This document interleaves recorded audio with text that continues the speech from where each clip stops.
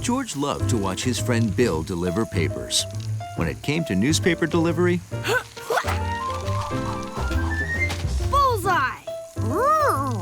Bill never missed a target. And Bill never, ever missed a delivery day. 364 days of perfect delivery. You know what that means, George? If I deliver all my papers on time tomorrow, I'll win the golden pouch. Yep, the golden pouch is only given to the best of the best, George. And I aim to be the bestest. One more perfect day, and that bag is mine.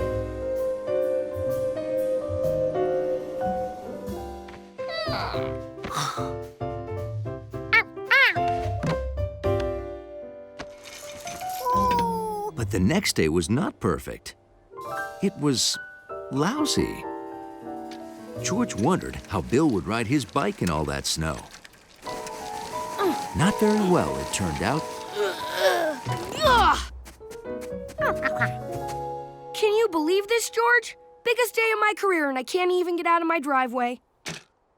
Last time it snowed this bad, Pugnose O'Reilly crashed on the Lake Street curve, sprained his elbow, and I had to retire. That's how I got his route! It's no use. So long, golden pouch.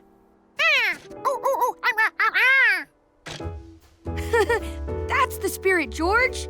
Did Freckles McFadden, the all-time winningest golden pouch winner, quit during the snowstorm of '79? No, he did not. If Freckles didn't quit, neither will I. Now push me, city boy, push me!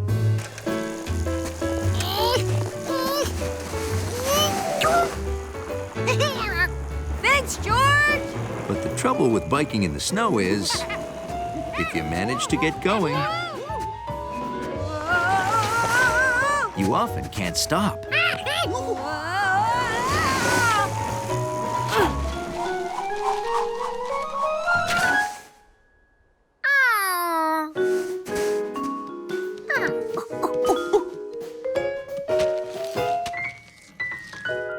I can't even make my first delivery. How am I going to finish my whole route in time? Hey! If you're not delivering papers, want to pull me around in the snow? Bikes did not work well in snow. But that thing did.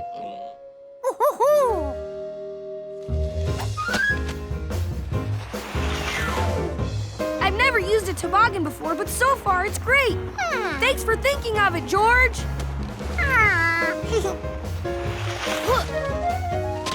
Of course, once we get to the flats, we'll have to pull it. But we'll make such good time on the way down, it won't matter. Good morning. Thanks, boys. Hang on. Gotta steer around this curve. How do you steer? Hey, you boys all right?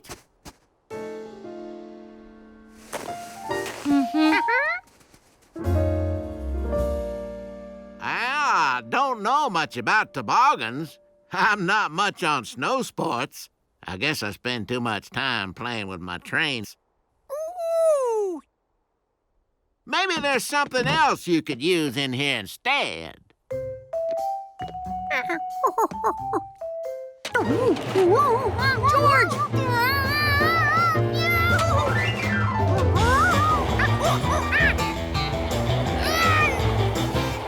Then George realized you can steer by leaning.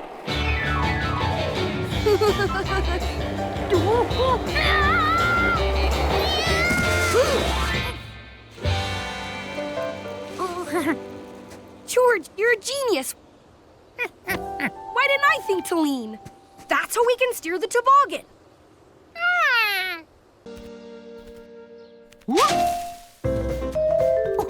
George had spent a very busy morning in the park, chasing dragonflies and watching clouds. Being a monkey was hard work.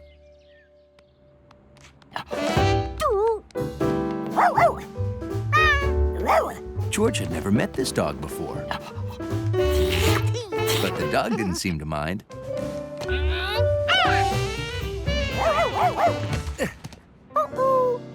Blaze! There you are, with a new friend. Here, catch! Wow, your new friend is really good at catch, Blaze. That's George. George lives down the block. This town's not normal. George, this is Sam, our new probie. That means he's probationary. He's training to be a fireman, but first he has to pass all the tests. And that's our new fire dog, Blaze. He's on probation, too, because he keeps running away. And one of Sam's tests is to keep Blaze from running away. Well, we probies have to look out for each other, right, Blaze? Okay, buddy, back inside. Nice meeting you, George.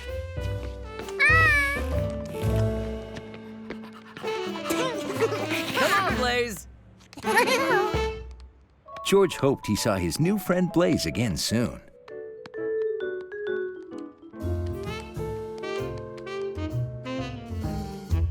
George had the strangest feeling he was being followed.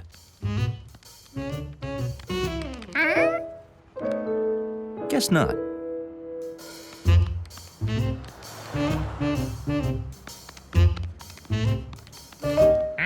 Were those footsteps George heard? And panting? A mailbox with a tail? What will they think of next? Blaze! Blaze ran off. Can you help me find him?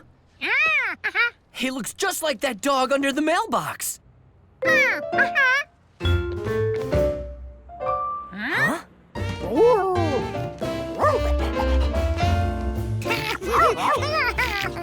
I love you too, Blaze, you Wazy. Yes, I do. But you've got to stop running away. Yes, you do. Yes, you do. Maybe they didn't notice we were gone, Blazy. Hi. You lost him again, didn't you, Probie? He's like a ninja. But I know how he got out. This entire wall of the station is a giant door, and it was open. We close this, and he'll never get out again. Well, we have to train now, Blaze, but we'll play later. Thanks for your help, George. You stay here, okay, Blazy? Stay. Blaze was very bad at staying. What if he got out and ran so far away they couldn't find him? How would someone know to bring him back to the firehouse? Aha! If Blaze had clothes like the fireman, everyone would know where he came from.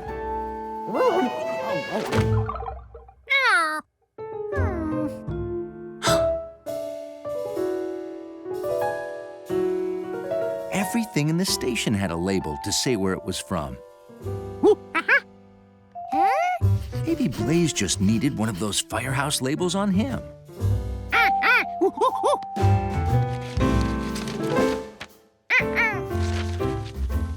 After a little searching, George found one.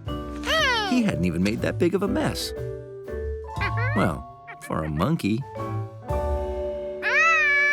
George headed home, sure his troubles with Blaze were over.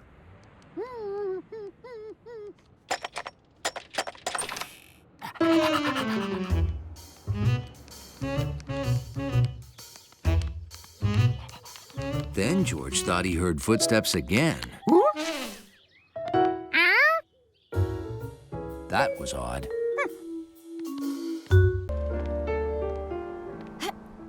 It had been a very sneezy winter. First George had been sick, and now it was the man with the yellow hat's turn. George hoped his special, cold-fighting little bit of everything soup would make him feel better.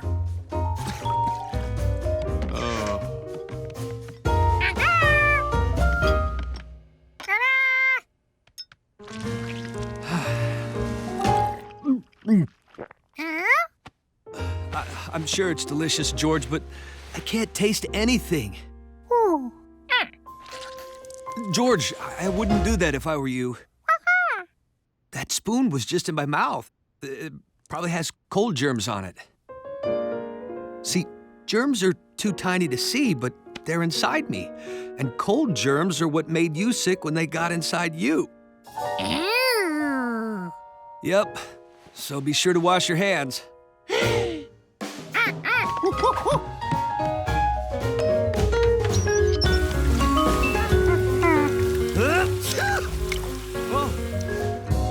George wished there was some way he could help the man get better.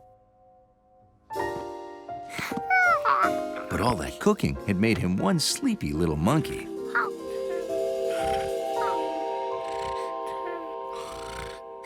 George had just fallen asleep when he heard a strange sound.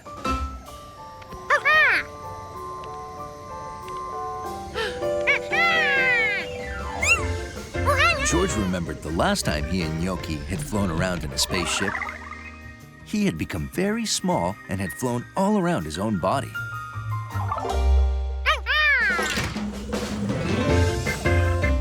Being small again might help George find those germs that were inside the man with the yellow hat. If George could kick them out, the man might get better. What a big mouth. George wanted to explore, but there was no time. He had germs to find. They headed for the stomach.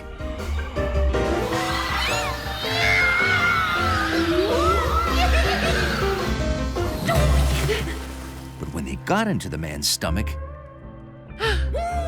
they found out they weren't alone.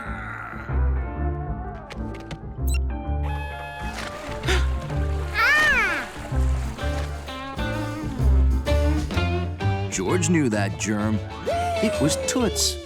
He and his friends had made George sick before. Now they were playing a concert in the man's stomach. Well, I'm a rambling germ, always out on the go. I'll bring you down and head up to another show. Well, I've been lots of places, floating free as a wheeze, riding on your silverware or flying on sneeze. 'Cause I'm a rambling germ. Ramble, ramble, ramble. Well, I'm a rambling germ. I said a rambling germ. Ramble, ramble, ramble. I'm coming to your town. I played at many people all across this great big land, especially in the folks who don't wash their hands, because soap makes me wiggle and soap makes me sneer. Germette? One sign of soap and Toots is out of here. 'Cause I'm a rambling germ. Ramble, ramble, ramble. I'm a rambling germ. Ramble, ramble, ramble. I said a rambling germ. Ramble, ramble, ramble. I'm coming to your town. Look out! I'm coming to your town. That's right. Welcome, Germ, to the... Hey, you're no Germ. You're that meddling monkey. Quick, run for it. You'll never catch us this time. Never.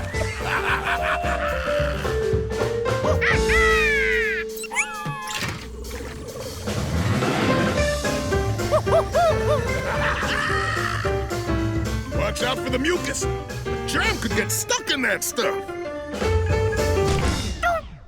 When you live in a city, you see all different kinds of buildings. Tall ones and short ones, square ones and curvy ones. But of all the buildings in the city, George's favorite was the George and Steve Super Skyscraper Tower.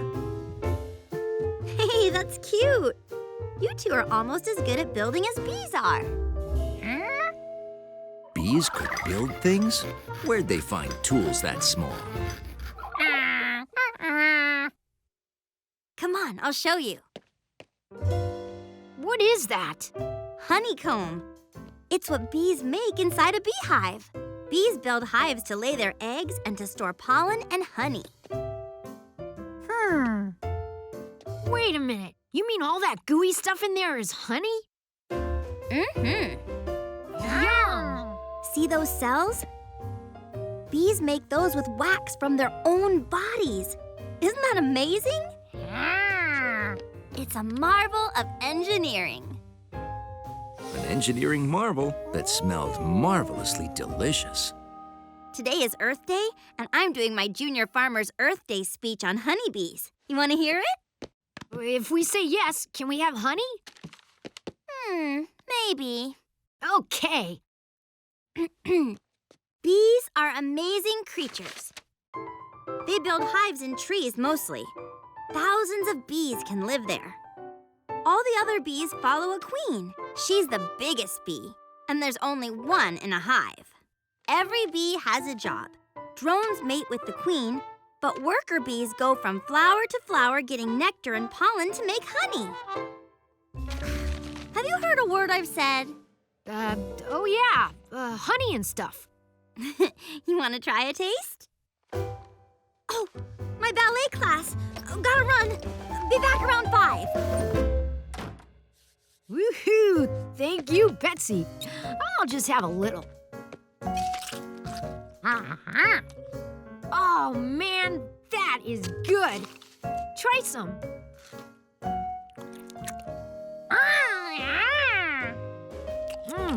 This is too delicious. Okay, one last little slice and then I'm done.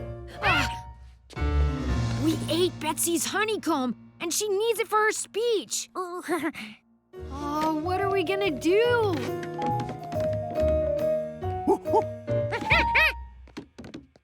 Good thinking, George. We'll buy more honeycomb. Let's go. Do you have honeycomb? Honeycomb?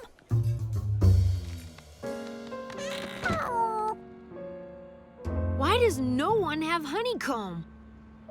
Hey, I know. In Betsy's picture, the hive was in a tree, right?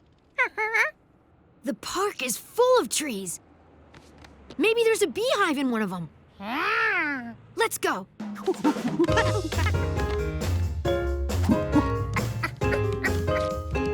Be careful! Bees can sting. They might not like you touching their hive.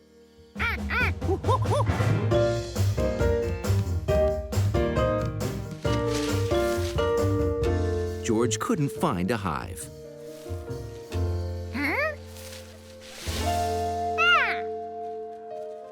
But he found something almost as good.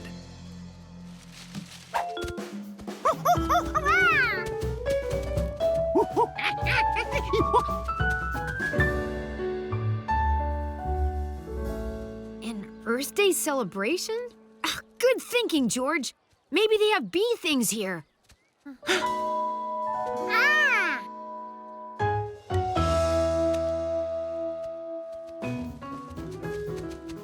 Howdy.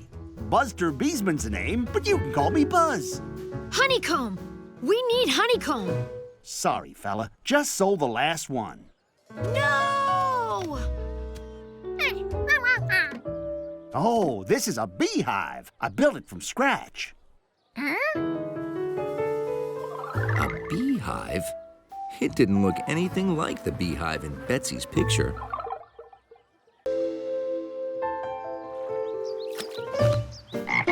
It was a beautiful day on Lake Wanasink Lake. Fishermen were fishing, herpetologists were herpetologing, and monkeys were monkeying. It's a boomerang. You throw it and it comes back to you.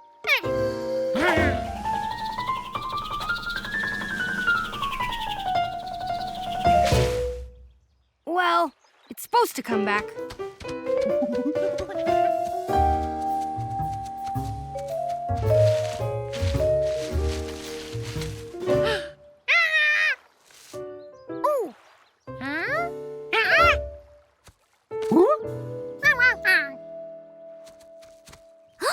A ping pong ball.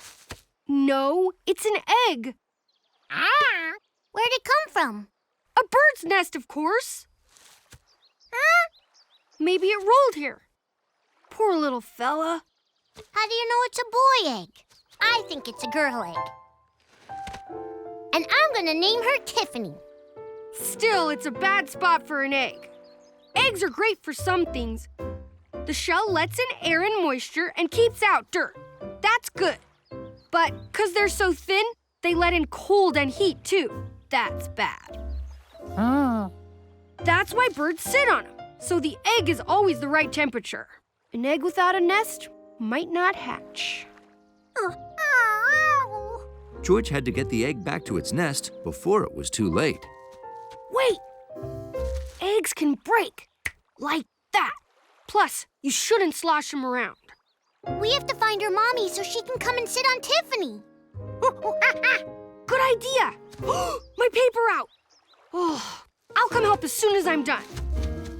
It's up to us, George. How about I stay here and protect Tiffany while you find the mommy? I know! Ask Grandpa. He knows all about eggs.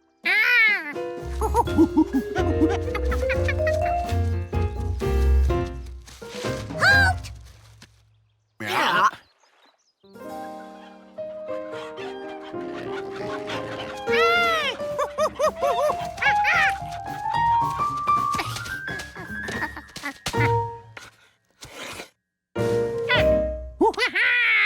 Found an egg, huh?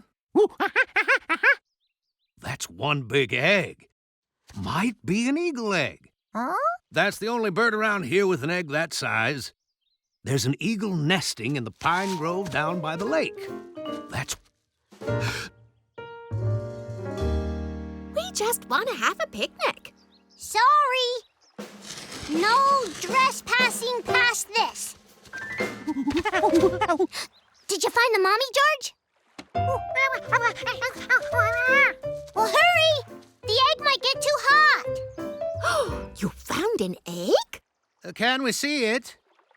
Now, shells are thin. You might wake Tiffany from a nap. Yeah.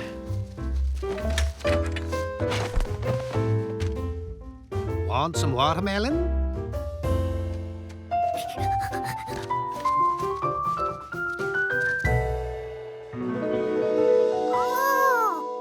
Allie was right. It was getting hot. George had to hurry.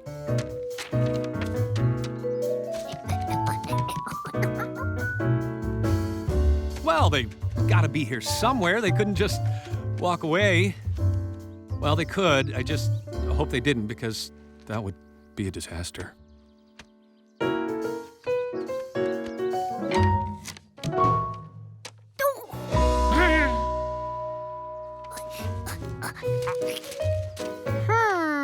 Eagles sure did have big nests. And really big eggs to go in them.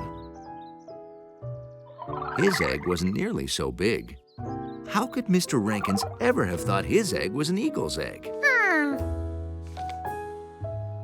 He'd drawn his egg way too big.